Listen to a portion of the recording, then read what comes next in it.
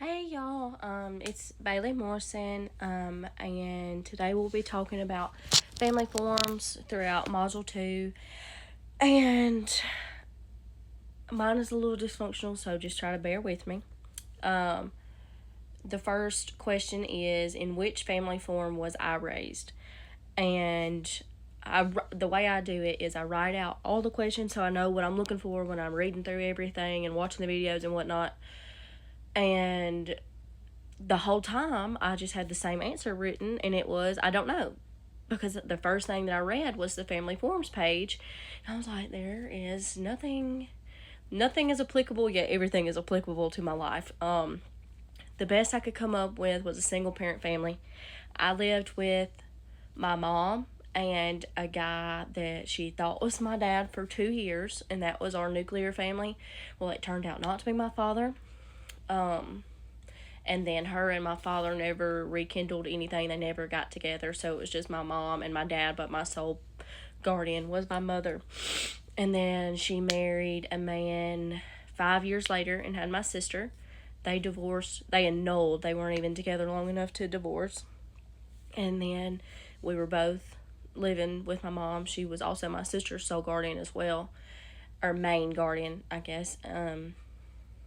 And then fast forward, we had another sister. I was 8. My sister was 5. No, my sister was 3. And it didn't work out with that baby's father either.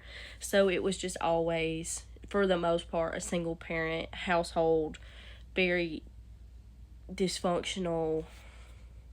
But with that being said, that is a strength of mine, because it has made me strive, or a strength that has come from that is, it has made me strive to not have that with my nuclear family. My husband, my son, and I do not have that type of dysfunction in our household, and I pray that we never do. But a weakness from it is the responsibility, the task, and mostly the emotional overload. That the book stated that was a big downfall with my mom. Like I said, mostly with the emotional overload. Unfortunately, she turned to drugs and battled with addiction. She's always had some form of addiction, so I can't blame it all on the stress of being a single parent, but it did get significantly worse after my youngest sister was born. So, and then the second thing to look for was 2 things that stood out throughout the chapter. Just one thing that kind of caught my eye was reading about the African Americans and the black people, like the way black families are set up. Like just with the stigma, and it's not even a stigma. I mean, it is factually true that over half of black families are single parent households.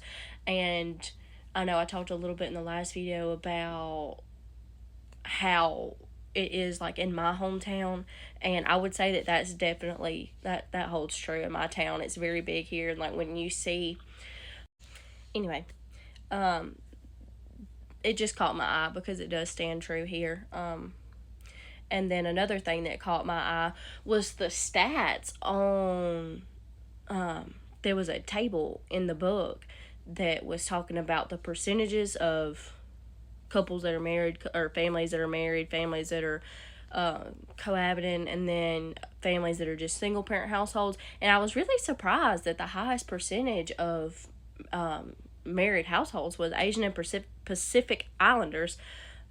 It just wasn't something that I ever knew, so it just really shocked me, I guess, to read that. And then what caught my eye in the videos was the mother video, with the black men that were talking about how they viewed their mother.